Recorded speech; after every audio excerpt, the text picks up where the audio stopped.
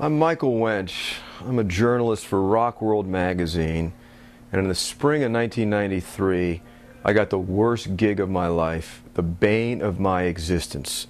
I went on the road for a month with Scum. I've never forgiven them or my publisher. I don't even know where to begin. The band itself, they were nihilists. They cared about nothing. They were the most self-destructive people I've ever met. All the tours I've ever done, Aerosmith, Toys in the Attic, Keith Richards, Expensive Wine, I was, no. These guys were the worst.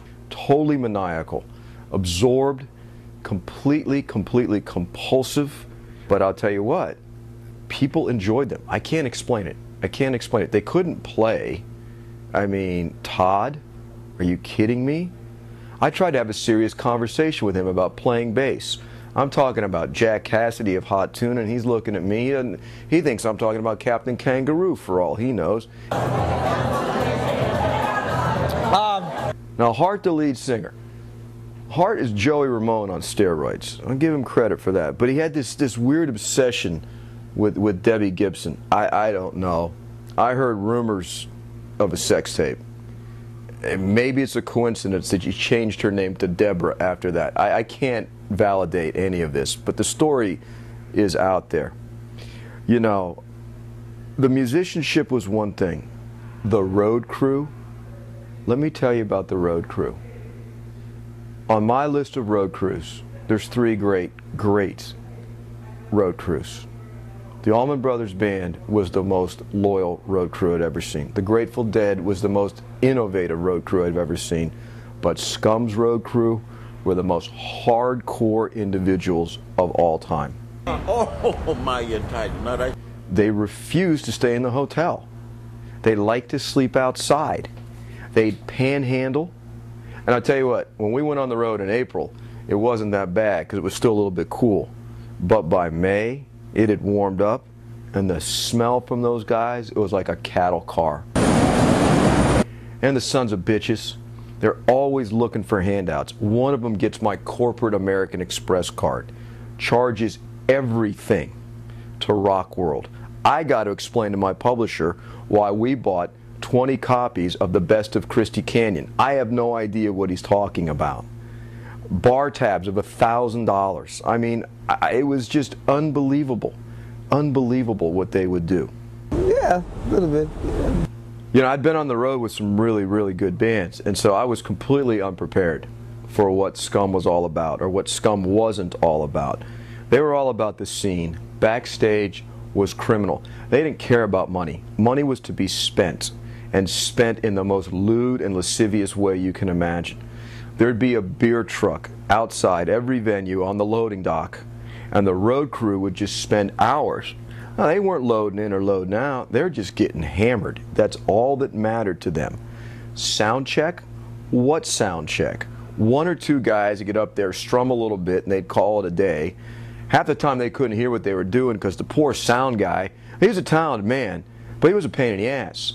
So, as I understand it, they threw him off the bus somewhere on I-40 west of Little Rock. I mean, poor guy. I don't think they ever found him again.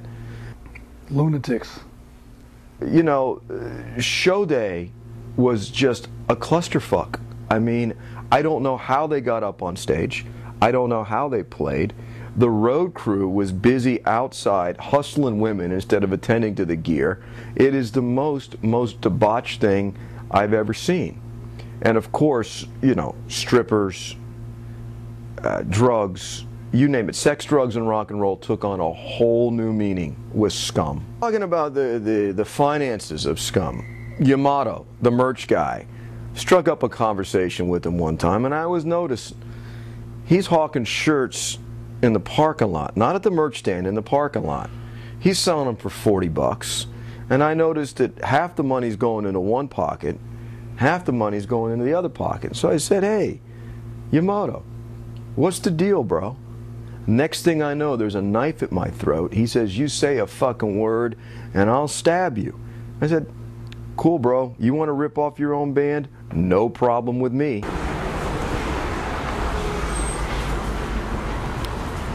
You know, there's no question, all kidding aside, Jerry could play guitar. I mean, Jerry was a serious guitar player. He was the most serious musician in the group. You know, he actually practiced, okay? He worked his chops. I was very impressed with Jerry. I mean, the only remorse I have about Scum and the only feelings I have about Scum are all about Jerry. The fact that he died so young and tragically, it bothers me. The rest of them can go to hell. John Eden, on the other hand, was very talented in his own right, but he had obstacles. His obstacles was porn. Absolutely obsessed with Tracy Lords, especially the early years, you know, when Tracy was, what, 15 perhaps.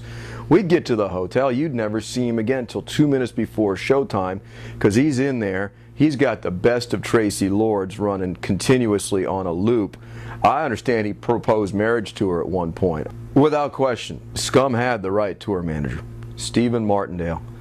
Guy had no idea what was going on. Couldn't keep track of his notebooks, couldn't keep track of finances, take us to the wrong venue, the wrong city, the wrong gig. I mean, he got us lost. There was one time he forgot what hotel he booked us at. He couldn't find his book. He had no confirmation. We end up, the bus stops under an overpass. We sleep there. The road crew was very excited. They got out and slept on the downslope there, and they couldn't have been happier. Me, I wasn't very pleased with Steve, but it was typical. He was absolutely the face of the organization. Yeah, that was good. That was good. Arriving at a hotel with Scum was an experience. The second the bus stopped rolling and that door opened, these guys were off like rats abandoning a sinking ship. Some going to the adult bookstores, some going to the bar, some going to the strip club. I mean, they just split. And then the road crew. The road crew were absolute terrorists. People had no idea what was about to come down on them. They'd get in the lobby, they would panhandle, they would accost. I mean, it got to the point I wouldn't walk through the lobby. I'd go in the service entrance through the back because those guys hit me up every time, every city. They're reaching to my wallet. That's how they got my American Express corporate card. One of them distracts me. The other guy's got my wallet. My card's gone. Next thing I know, bar tab on the magazine, porn on the magazine, hookers on the magazine. It's making me look pretty bad. I mean, and it was like that. It was night after night, city after city. It was just non-stop. It was like being caught in a loop. It never, ever ended. What do you think of that?